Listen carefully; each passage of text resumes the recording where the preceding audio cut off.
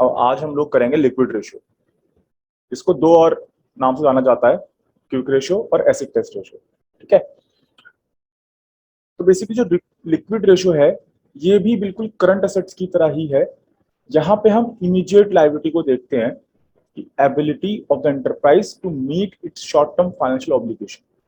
तो अगर आप मीनिंग पढ़ेंगे तो आपका जो करंट रेशियो है और लिक्विड रेशियो सेम मीनिंग लगेगी, लेकिन जो हम ये इस लिक्विड रेशियो की बात करते हैं ये इमीडिएट लायबिलिटी की बात करता है, विद इन 2 मंथ 3 मंथ्स। और इसका जो आइडियल रेशियो होता है वो 1:1 है। और फॉर्मूला है आपका लिक्विड रेशियो का, liquid ratio is equals to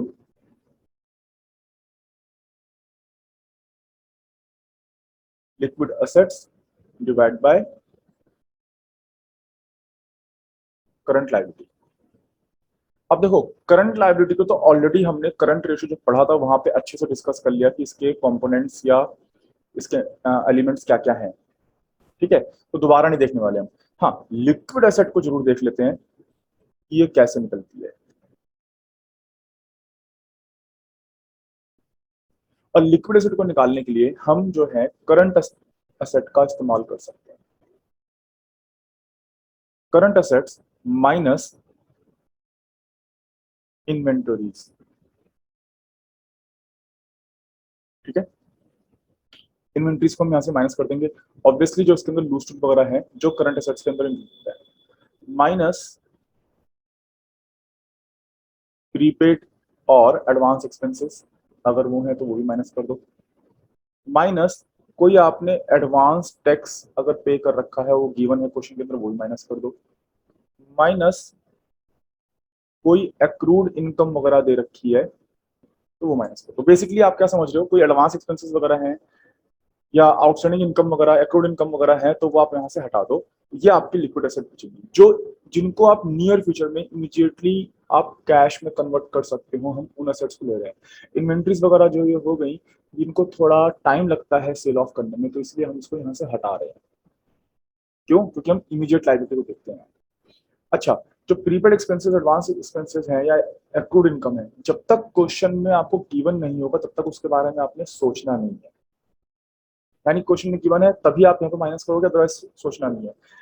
इस लाइन का क्या मतलब है? इस लाइन का मतलब ये है कि अगर आप ध्यान दें तो हम ये कहेंगे कि जो मेजर डिफरेंस है between current asset and liquid asset वो इन्वेंट्री का है। यानी अगर मैं इन्वेंट्री किसी क्वेश्चन में निकालने को आपको बोल देता है तो आप ये फॉर्मूले का इस्तेमाल कर सकते हैं, करंट एसेट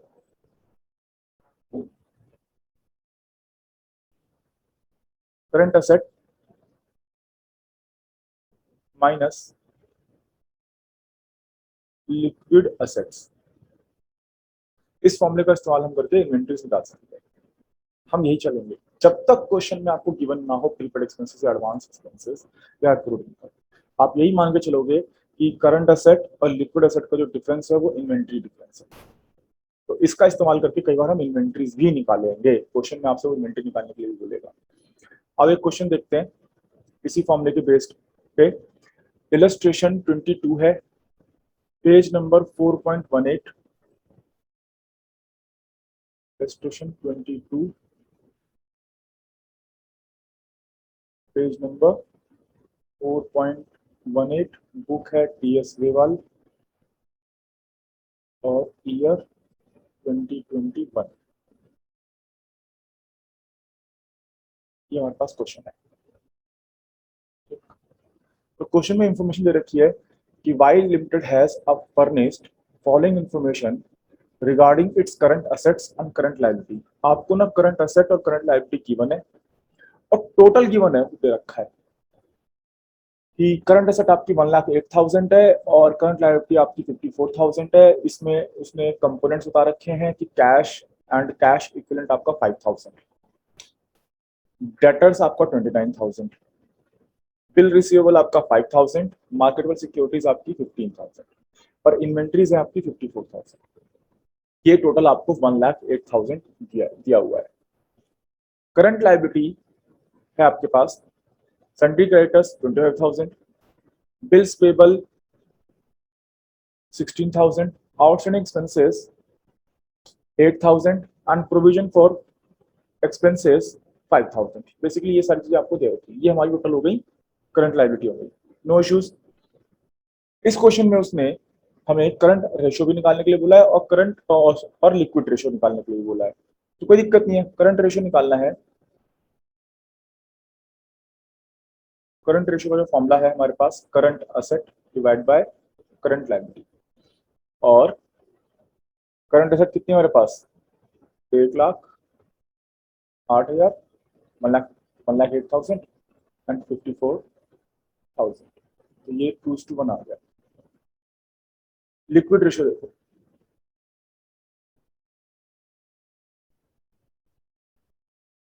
लिक्विड रेशियो का फॉर्मूला है liquid assets divide by current liability. और यहां से हम क्या निकालेंगे, लिक्विड असेट्स निकालेंगे। तो हम क्या कर सकते हैं, करंट असेट माइनस इन्वेंट्रीज। अगर आपको प्रीपेड एक्सपेंसेस वगैरह भी दे रखे होते तो उसका इस्तेमाल भी कर लेते, फिलहाल तो नहीं दे रखे, तो हम क्या करेंगे, 1,08,000 आपको टोटल करंट असेट दे रखी है,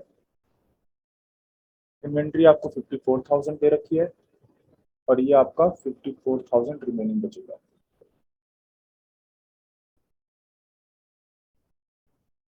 लिक्विड एसेट 54,000 हो गई, 54,000 liquid asset divide bye 54,000 current liability, 1:1 आपका आंसर आ गया। क्वेश्चन को सिर्फ आप उसने फॉर्मूला फेमिलाइज करने के लिए आपको क्वेश्चन दिया है। सिमिलरली आपका इलस्ट्रेशन नंबर 23 है, सेम क्वेश्चन है पूरा। आपको करंट एसेट्स गिवन है, करंट लायबिलिटी गिवन है 80,000, करंट एसेट है, करंट लायबिलिटी 50,000 है, inventory 25,000, prepaid expenses 5,000 and trade receivable 30,000। अब इसमें जब आप लिक्विड एसेट निकालोगे, देखो इसका फॉर्मूला क्या हो जाएगा, हमें यहाँ से लिक्विड रेशियो निकालना है। तो इलस्ट्रेशन 23 देखो,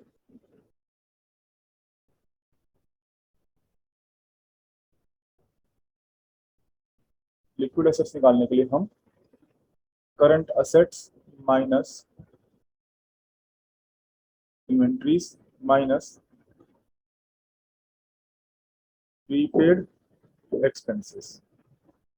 और ये देखो हम क्या कर सकते हैं, हमारे पास करंट एसेट है 80,000, इन्वेंट्रीज 25,000 एंड प्रीपेड एक्सपेंसेस 5,000। आप इसे सॉल्व कर लो और आपकी लिक्विड एसेट आ जाएगी 50,000। बस फॉर्मूला के सामने लगा लो। क्वेश्चन में जो आपको ट्रेड रिसीवेबल दे रखा है उसे हमें कुछ नहीं करना, क्योंकि देखो ट्रेड रिसीवेबल हमारा करंट एसेट का पार्ट बनता है और ट्रेड रिसीवेबल लिक्विड एसेट का भी पार्ट बनता है, तो कोई प्रॉब्लम नहीं है भाई। करंट एसेट के अंदर जब आपको टोटल वैल्यू दे रखी है करंट एसेट की, तो ट्रेड रिसीवेबल ऑलरेडी इंक्लूडेड होगा, तो आपको अलग से दोबारा ऐड करने की जरूरत नहीं है। इसलिए हम ट्रेड रिसीवेबल को यहाँ पे इग्नोर करेंगे, उसका कोई यूज नहीं है इस क्वेश्चन में। फिर एक और क्वेश्चन है आपके पास, नेक्स्ट देखते हैं।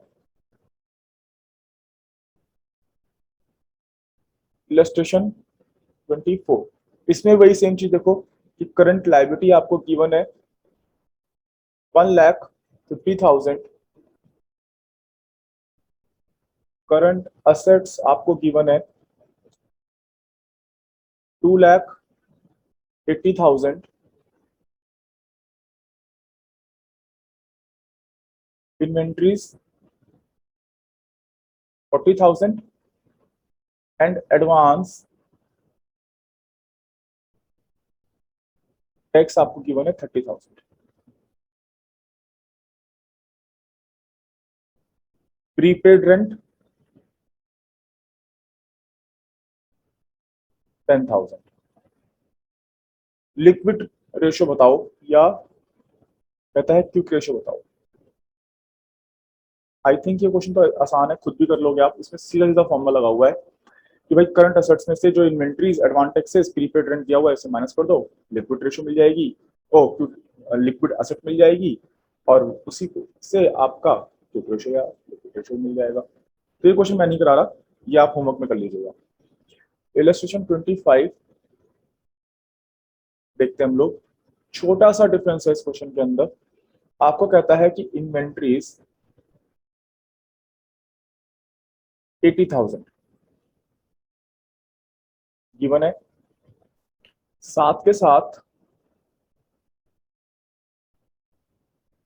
वर्किंग कैपिटल गिवन है 2,40,000 और करंट एसेट गिवन है 4 लाख। Calculate liquid ratio. आसान है, देखो वर्किंग कैपिटल का इस्तेमाल करके आप करंट लायबिलिटी पता लगा दोगे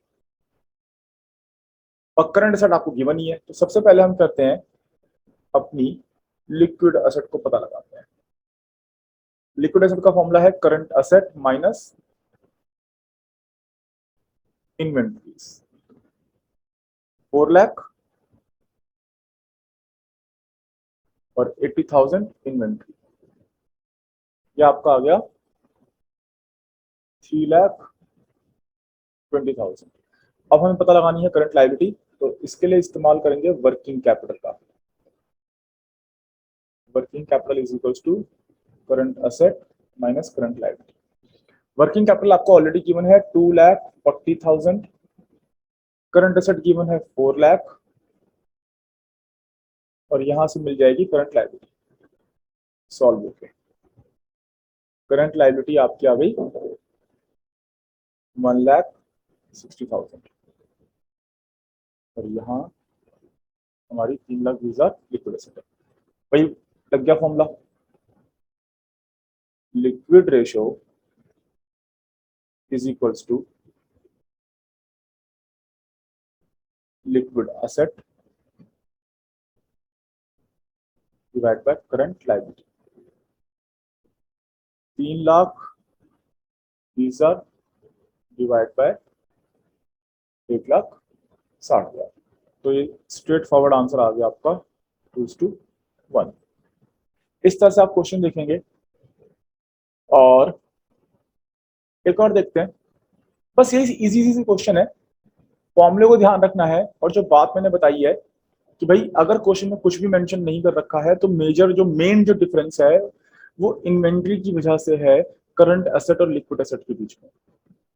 बस एक और क्वेश्चन है, इसे मैं लिख देता हूं पर मैं कराऊंगा नहीं, बस थोड़ा सा समझा देता हूं।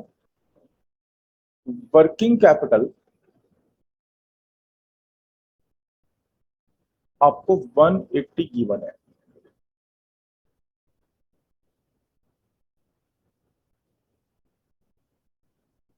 गिवन है।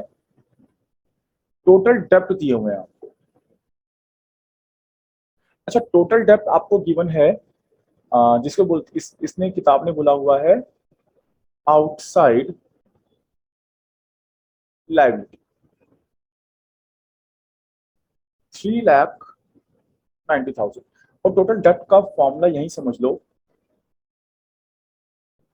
टोटल डेप्थ बेसिकली क्या हो गया कि फर्म में बाहर की कितनी यानी आउटसाइड लायबिलिटी कितनी है। तो अगर हमने आउटसाइड लायबिलिटी बोला तो लायबिलिटी के 3 ही तो पार्ट होते हैं, share holder fund, non current liability, current liability.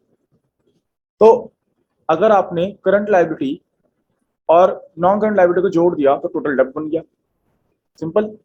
तो बस यहां पे हम क्या करने वाले हैं, नॉन करंट, जिसको आप लॉन्ग टर्म लायबिलिटी बोलते हो, लॉन्ग टर्म डेप्ट भी बोलते हो, नॉन करंट डेप्ट या लायबिलिटी, डेप्ट नहीं बोलते लायबिलिटी बोल देते हैं, रेडी हो जाएगा लायबिलिटी प्लस करंट लायबिलिटी। इस फॉर्मूले को ध्यान रखना। फिर आगे कहता है लॉन्ग टर्म डेप्ट। लो भाई आपको ऑलरेडी लॉन्ग टर्म डेप्ट गिवन है, ठीक। लॉन्ग टर्म डेप्ट 3 लाख और इन्वेंट्री गिवन है 90,000। तो पहले लॉन्ग टर्म डेप्ट का इस फॉर्मूले का इस्तेमाल करके हम पता लगाएंगे अपनी करंट लायबिलिटी। और जब करंट लायबिलिटी मिल जाएगी तो वर्किंग कैपिटल का फॉर्मूले का पता लगा के हम पता लगाएंगे करंट एसेट। और जब करंट एसेट मिल जाएगी तो उसमें से इन्वेंट्री माइनस कर दो, लिक्विड एसेट मिल जाएगी। चलो तो लिक्विड एसेट निकाल के दिखा देता हूं एंड तक।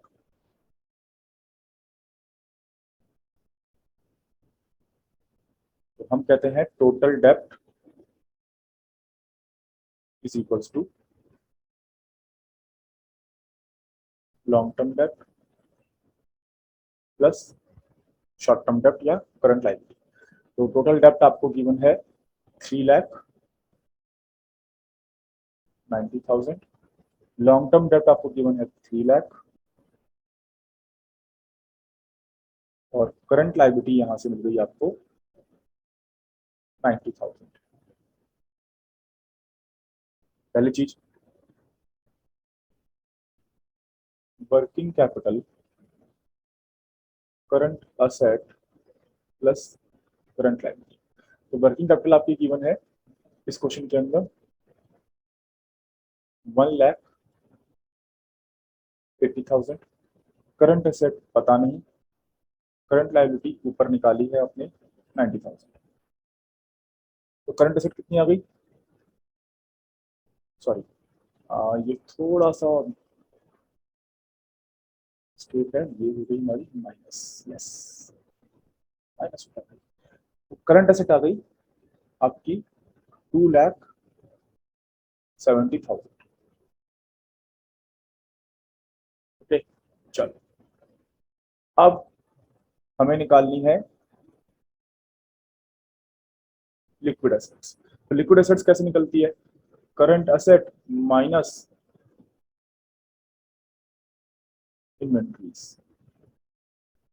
2,70,000 इन्वेंट्रीज आपको गिवन है ऑलरेडी 90,000। तो लिक्विड एसेट आपकी आ गई 1,80,000। बस अब तो फिर आप फॉर्मूला लगा के खुद निकाल लोगे, 2:1 का आंसर आ जाएगा, इसको ज्यादा करने की जरूरत नहीं है। एक क्वेश्चन करते हैं, इलस्ट्रेशन 27, बैक टू बैक हम लोग कर रहे हैं। और आप लोग देख रहे होंगे कि ये जो क्वेश्चन है वो जहां तक सिमिलर है करंट असेट्स की तरह जो हमने प्रीवियस क्लास में अटेम्प्ट किए थे। तो कुछ खास ज्यादा चेंजेस है नहीं, वही घुमा फिरा के वही फॉर्मूले यूज हो रहे हैं। तो ये जो रेशियो का जो चैप्टर है ना, one of the easiest chapter, अगर आप फॉर्मूले को अच्छे से ध्यान में रखते हैं, फॉर्मूला अगर आपको ध्यान रहेगा तो ज्यादा आपके ये आसान हो जाएगा चैप्टर। तो फोकस रखें सबसे पहले, जो मल्टीपल हम फॉर्मूलाज पढ़ रहे हैं ना उनको। बाकी तो मैथ्स 10th क्लास तक सबने पढ़ी है, तो वही बेसिक मैथ प्लस माइनस इधर उधर यूज हो रहा है। तो उतनी बेसिक मैथ क्लियर हो, और प्लस ये जो फॉर्मूले बताए जा रहे हैं कौन सी चीज इंक्लूड हो रही है कौन सी चीज इंक्लूड नहीं हो रही है, बस इतना ही ध्यान रखना है। तो आओ एक और क्वेश्चन देखते हैं, क्लैरिटी करते हैं अपनी। करंट लायबिलिटी हमें गिवन है 3 लाख फॉर्म की, और करंट रेशियो इज 3। चलो भाई, करंट रेशियो 3:1 दिया हुआ है मुझे, और अच्छा साथ के साथ लिक्विड रेशियो भी दिया हुआ है। लिक्विड रेशियो है मेरा 1:1। बेसिकली 1 लिखा है लेकिन आप उसे 1:1 बोलते थे, ऐसी 3 लिखा है 3:1 बोल दो, कोई दिक्कत नहीं है। 3 भी ले लो, कोई दिक्कत वाली बात नहीं है, कुछ गलत नहीं है। कहता है calculate the value of inventories. Inventories पता लगाने के लिए बोला है उसने।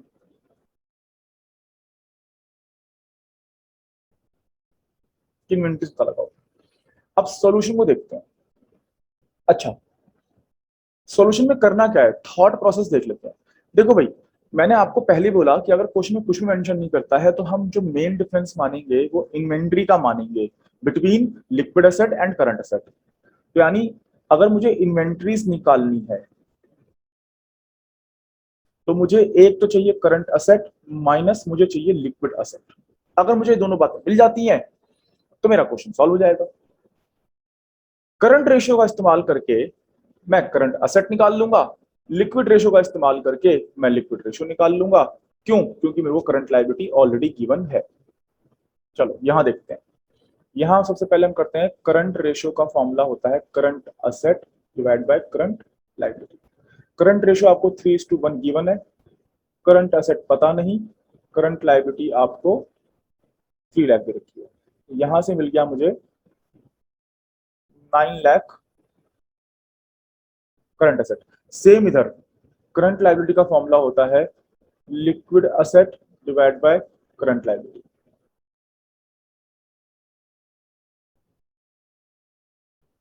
एक ये मैंने सीएल लिख दिया, जबकि ये लिखना था मुझे लिक्विड रेशियो। चलो भाई, लिक्विड रेशियो मुझे 1:1 गिवन है, लिक्विड एसेट पता नहीं है, और करंट लायबिलिटी हमारे पास 3 लाख। लिक्विड एसेट हो गई हमारी 3 लाख। लो भाई, दोनों चीजें मिल गई, ऊपर यूज कर लो। हमारे पास current asset 9 lakh, liquid asset 3 lakh. डाल दो, आंसर आपका आ जाएगा 6 लाख। करने की जरूरत भी नहीं, अब तो देख के सॉल्व हो गया। 9 माइनस, चलो नेक्स्ट क्वेश्चन देखते हैं। इलस्ट्रेशन 28 देखते हैं, और ये बड़ा इजी सा क्वेश्चन है। देखो, करंट रेशो आपको गिवन है 4.1, लिक्विड रेशो गिवन है आपके पास 3:1। If its inventory are 3 lakh, inventory को कहता है कि 3 lakh, then find its current liability, current assets and quick assets। क्या क्या पता करने के लिए बोल दिया इसने? करंट लायबिलिटी पता करने के लिए बोल दिया, करंट एसेट पता लगाओ, और लिक्विड एसेट पता लगाओ।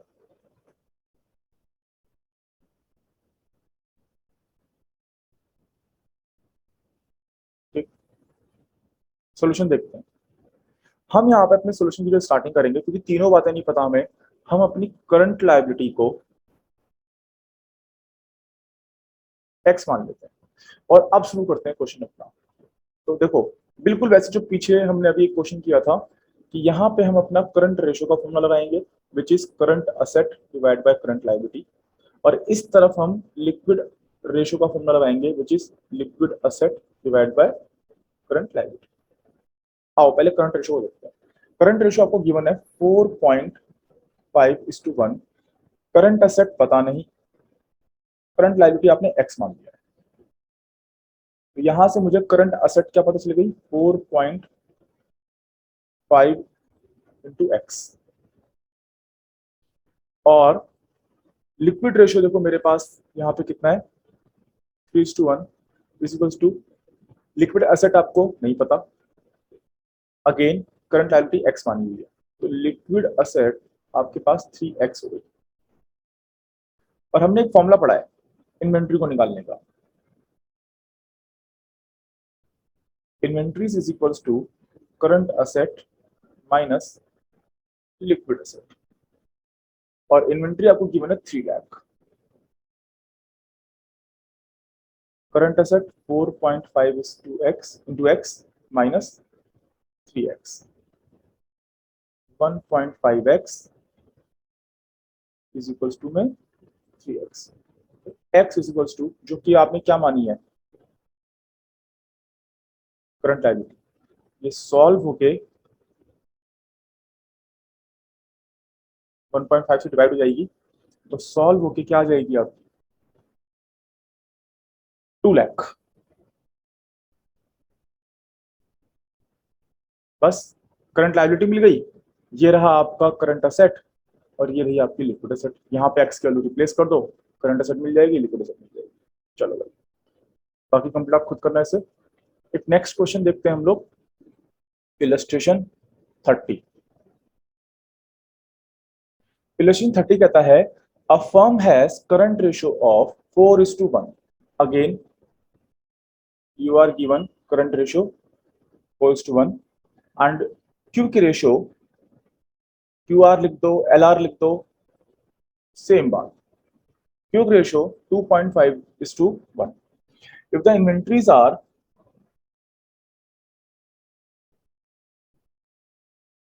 if the inventories are 22,500, find total current assets and total current liability। तो बस ऊपर वाले क्वेश्चन की तरह सेम है एकदम, बिल्कुल करंट लायबिलिटी को एक्स मान लो और आगे अपना क्वेश्चन करते चले जाओ। ओके, कोई इशू नहीं है। एक और क्वेश्चन देखते हैं, इलस्ट्रेशन 31, ये होमवर्क में हो गया आपके लिए। Illustration 31, working capital of the company is 6 lakh.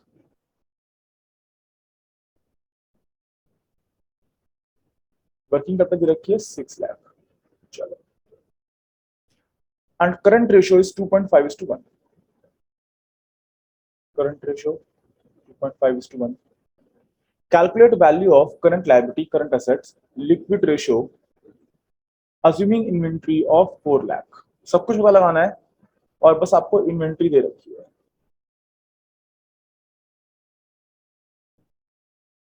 4 lakh. देखो भाई, इस क्वेश्चन को भी बिल्कुल ऊपर वाले क्वेश्चन की तरह स्टार्ट करोगे कि करंट लायबिलिटी को आपने एक्स मान लेना है और फिर वर्किंग कैपिटल के फॉर्मूले का इस्तेमाल करके आपने करंट एसेट और करंट लायबिलिटी को पता लगा लेना है। ठीक, चलो तो मैं करंट लायबिलिटी पता निकाल के दिखा देता हूं, बाकी का काम आप लोग खुद करोगे। तो हमने बोला कि let current liability X, X मान,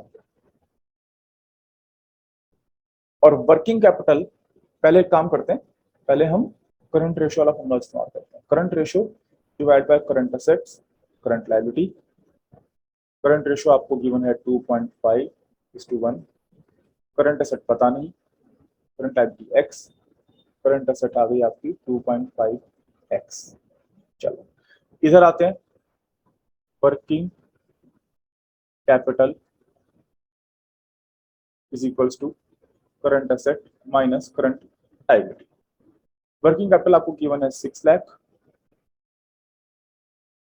current asset 2.5x, current liability x, which comes to 1.5x। 6 lakh और x आपका जो कि क्या था, करंट लायबिलिटी, ये आ जाएगा 6 लाख डिवाइड बाय 1.5 और ये आ जाएगी हमारी ₹4 लाख। भाई देखो, करंट लायबिलिटी मिल गई, उठा के यहाँ पे इक्वेशन में डाल दो, 2.5 इंटू 4 लाख, आपकी 10 लाख करंट एसेट्स आ जाएगी, फॉर्मूला लगा के लिक्विडेशन निकाल लो। ये क्वेश्चन हो गया। अब हम लोग एक नेक्स्ट क्वेश्चन देखेंगे, इलस्ट्रेशन 33, इसको देखेंगे। इसमें एक काम करते हैं, एक एक करके क्वेश्चन के आइटम को पढ़ते हैं और साथ साथ नोट डाउन भी करते चले जाते हैं, जिससे हमें क्वेश्चन थोड़ा समझ में भी आ जाए। तो क्वेश्चन में देखो निकालना है वही करंट रेशियो और लिक्विड रेशियो, और आपको गिवन है टोटल डेप्ट 12 lakh, total assets 16 lakh, fixed assets 6 lakh, non current investment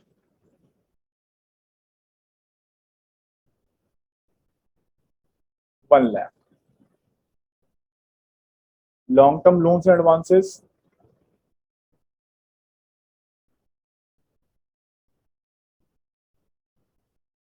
ये हमारी 1 लाख।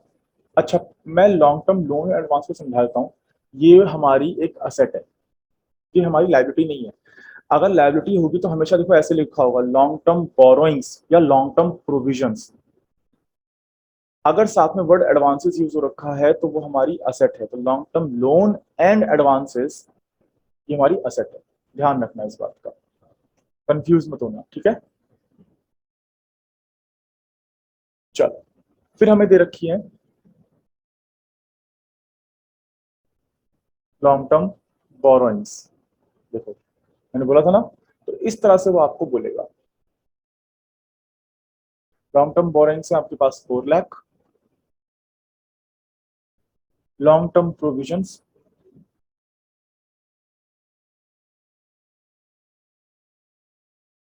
आपके पास 4 lakh, inventories 1,90,000, prepaid expenses 10,000। Question में कुछ भी ऐसा नहीं है जो समझ में ना आए।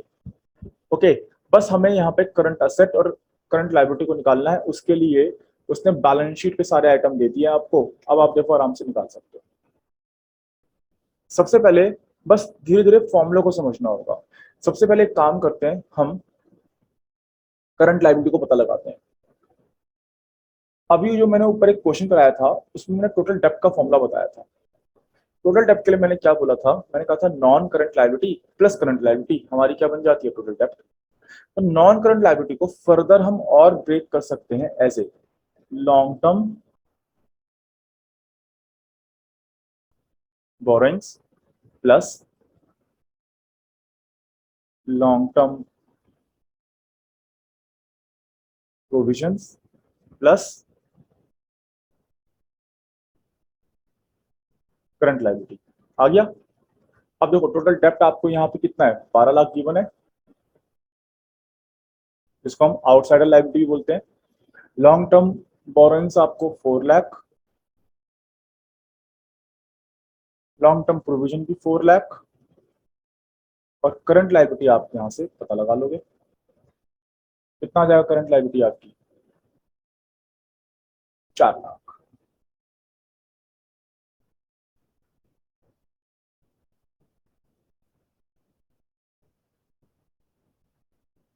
लो भाई, बिल्कुल कुछ ऐसा ही यूज करना है हमें टोटल एसेट्स का, जहां से हम निकालेंगे अपनी करंट असेट को। तो ध्यान से देखें अगर इसी क्वेश्चन को, तो टोटल असेट्स हमारी किन किन चीजों से मिलकर बनी होंगी, फिक्स असेट। तो कई बार आपको ना फिक्स एसेट के साथ ग्रॉस वर्ड यूज कर रखा होगा। ग्रॉस का मतलब अगर है, इसका मतलब कि आपने इसमें से डेप्रिसिएशन को माइनस नहीं कर रखा। तो जब ग्रॉस फिक्स एसेट दे रखी है तो आपको क्वेश्चन में एक्यूमुलेटेड डेप्रिसिएशन भी दे रखा होगा, आप उसे यहाँ पे लाके माइनस कर दोगे। फिलहाल यहाँ हमें ऐसा कुछ नहीं दिया, तो हम क्या करेंगे, हम इसको अपनी fix assets, net fix assets मान के चलेंगे। Fix assets plus non current investment plus जो ये long term loan and advances given है। और देखो क्वेश्चन में बोला भी हुआ है डेबिट है, ये हो जाएगा प्लस यहाँ पे हम क्या करने वाले हैं, आपकी जो भी इन्वेंट्रीज वगैरह है वो सब यहाँ पे पता चल जाएंगी। अब लेकिन इन्वेंट्रीज एंड प्रीपेड एक्सपेंसेस ये किसका पार्ट है, करंट असेट का पार्ट है। तो क्यों ना मैं करंट असेट्स पूरी लिख दूं, यहाँ पे पूरा हेड पता लगा लो, यही तो पता लगाना है मुझे। इस तरह से मेरा ये फॉर्मूला बन गया। चलो टोटल असेट्स कितनी है, 16 लाख। फिक्स असेट्स गिवन है आपको 6, नॉन करंट इन्वेस्टमेंट 1 लाख, और long term loan and advances 1 lakh. Current asset पता, और यहां से हमारी करंट एसेट आ जाएंगी 8 लाख। लो भाई, साथ ही साथ लिक्विड एसेट भी निकाल लेते हैं, निकालना चाहो तो। Liquid assets, current assets minus inventories prepaid expenses. Current asset 8 lakh, inventory 190, और 10,000 प्रीपेड एक्सपेंसेस। ये आ गया आपका 6 लाख।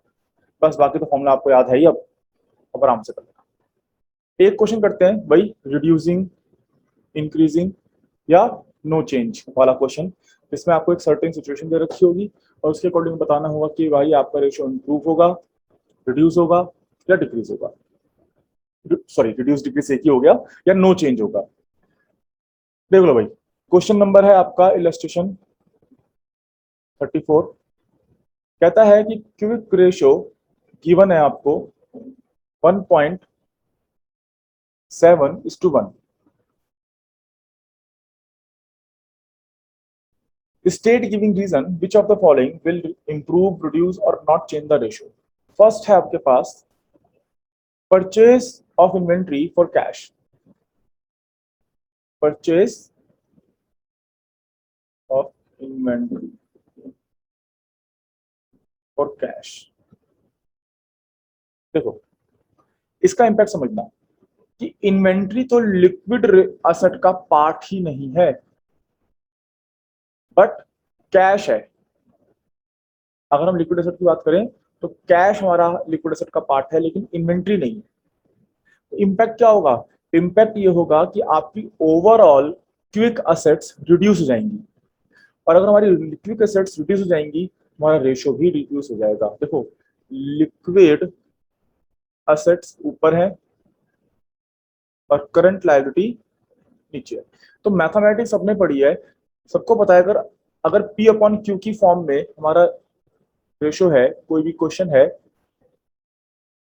और ऊपर वाली वैल्यू यानी न्यूमिनेटर अगर मेरा कम हो जाता है तो मेरी जो ओवरऑल वैल्यू आएगी वो भी कम हो जाएगी। अगर नीचे डिनोमिनेटर मेरा कम हो जाता है तो ओवरऑल जो मेरा आंसर आएगा वो इंक्रीज हो जाएगा, बढ़ जाएगा। तो बस वही जो बेसिक मैथ आपने 10th तक पढ़ी है ना, उसी का यहाँ पे कॉन्सेप्ट फिट करना है, अदरवाइज कुछ और इस क्वेश्चन के अंदर है नहीं। अब फर्स्ट हमारा हो गया, तो हम यहाँ पे लिख सकते हैं, अगर इसका एक्सप्लेनेशन लिखनी है कि गुड्स परचेज्ड फॉर कैश क्या करेगा? ये करेगा हमारा रिड्यूस क्विक असेट, और इसका इंपैक्ट क्या पड़ेगा? इसका इंपैक्ट पड़ेगा क्विक रेशियो विल रिड्यूस। ऐसी पॉइंट सेकंड देख लो, इसी क्वेश्चन का सेकंड पॉइंट कहता है कि cash collected from debtors, cash collected from debtors.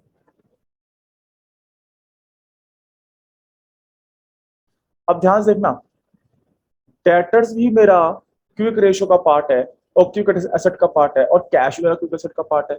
तो बेसिकली अगर मैं ऐसे देखूं, अपनी लिक्विड एसेट अगर मैं निकाल रहा हूं, नई न्यू लिक्विड एसेट में अगर निकालूं तो इसमें मेरे को ओल्ड लिक्विड असेट अगर है, मैंने कैश रिसीव कर लिया डेटर से, तो कैश तो आ गया, लेकिन उतने ही वैल्यू से मेरा डेटर तो कम हो गया ना। यानी जितनी वैल्यू मेरी प्लस हो रही है उतनी ही वैल्यू मेरी माइनस भी हो रही है। ध्यान दो, तो ओवरऑल इसका मतलब क्या है? मेरे क्विक रेशियो पे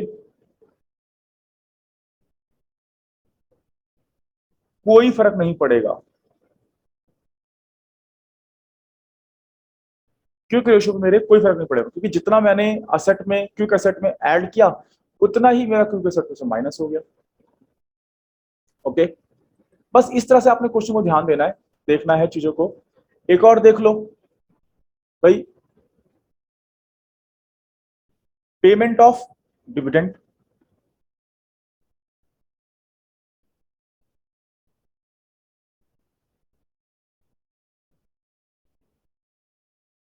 पेमेंट ऑफ डिविडेंड।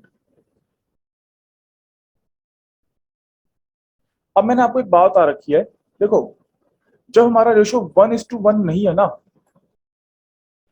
यानी इसके ऊपर है, चाहे वो 1.1 हो जाए 1.5 हो जाए, यानी कुछ भी है, 1:1 नहीं है उसके ऊपर है, तब अगर हम सेम वैल्यू ऊपर नीचे माइनस होती है, यानी हमारी ये लिक्विड असेट है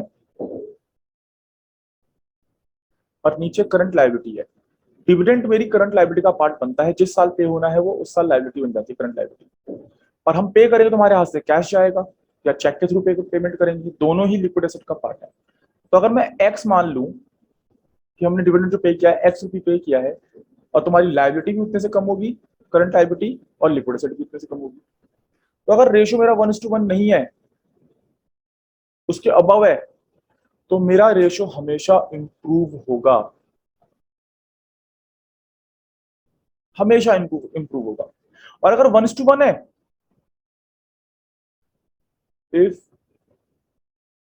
above 1:1, if quick ratio is 1:1, then यही सेम आंसर आपका यहां आके नो चेंज हो जाएगा। करके देख लेना, अपने आप समझ में आ जाएगा आपको, चाहे आप करके देख लो। मींस आपको 1.7:1 दे रखा है, आप 17,000 मान लो, ठीक है, और इसे मान लो 10,000, तो आपका 1.7:10,000 ही बने, 1 बनेगा। आप इसमें कितने भी रुपए की डिविडेंड मान के देख लो, कितने भी रुपए की, आपका रेशियो इंप्रूव ही हो रहा होगा। मान लेते हैं हम डिविडेंड हमने पे कर दिया, 1,000 रुपए से डिविडेंड पे कर दिया,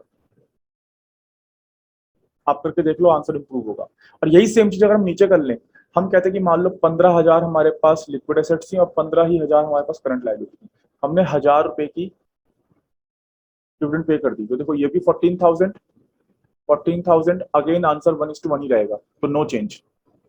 बस इतना ध्यान रखना है कि अगर रेशो 1:1 से ऊपर है, सेम वैल्यू डिनोमिनेटर और न्यूमिनेटर में माइनस हो रही है, तो रेशियो इंप्रूव हो जाएगा। अगर सेम वैल्यू प्लस हो रही होती तो रेशियो रिड्यूस हो जाएगा। लेकिन अगर 1:1 का रेशियो है तो दोनों ही केसेस में नो चेंज आएगा। बस इतना छोटा सा पॉइंट ध्यान रखना है। इस क्वेश्चन को आप लोग अटेम्प्ट करना, और कुछ प्रॉब्लम आएगी आप मुझसे पूछना। तो यहां हमने लिक्विड रेशियो खत्म कर लिया है। नेक्स्ट क्लास में हम लोग सॉल्वेंसी रेशियो शुरू करेंगे, तो उसको देखिएगा ध्यान से।